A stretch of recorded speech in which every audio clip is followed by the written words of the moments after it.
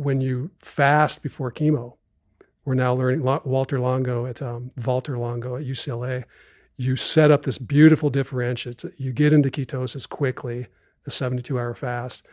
Your healthy cells are made more robust. Your cancer cells are weakened because you drop blood sugar and they're having to shift metabolism.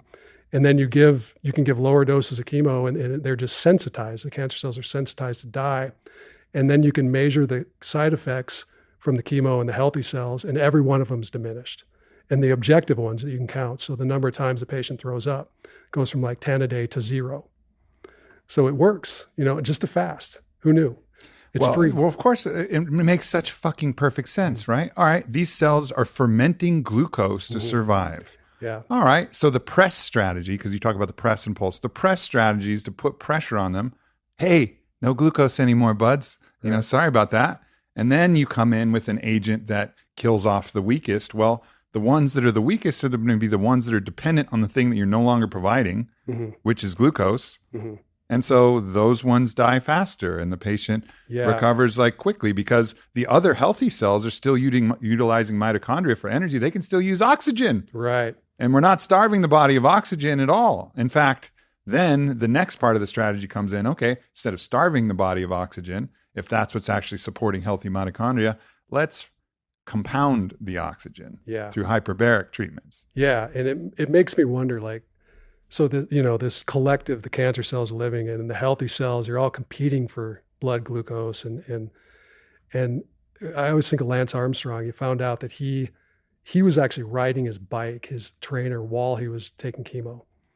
So he was creating this environment that these healthy cells they're out competing the cancer cells for every nutrient scrap.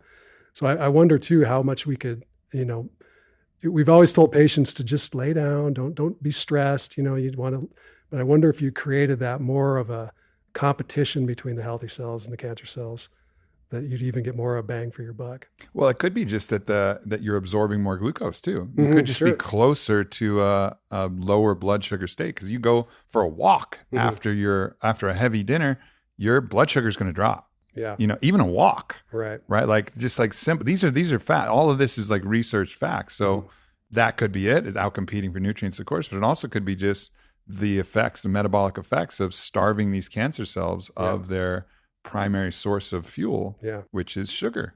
Simple. Too simple. Too simple for a $1 trillion industry, right? And that's the problem. Most of these therapies are free. You can't patent them. Right. So how, an oncologist is already too busy. It's actually literally free of fast. Right. It's the freest thing. For the freest thing you can possibly do. A healthy diet, at least you got to pay for food. Right. You can fast. You're good. That's it. Yeah.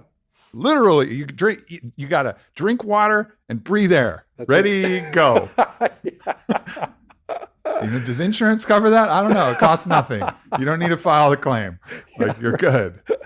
But then the research has panned out, and that's the other thing too is like for people who are because the doctors, there's so much fear and there's so much fear and so much hope and the stakes are so high, it's going to be tough to change even the patient's mind about what to do. But something like when you show the research of okay, you can still have your chemotherapy, but just if you fast beforehand, look at how much better it works. Yeah, that's something that I think like everybody can get on board with. Yeah. All right, fasting is a little bit annoying, but guess what? So cancer's way worse. So if this shows that it's going to work and all you got to do is fast for 3 days before this, and it's going to show these dramatic improvements, like it should be the absolute standard of care. But how many oncology places are actually recommending this? I bet low single digits, if any.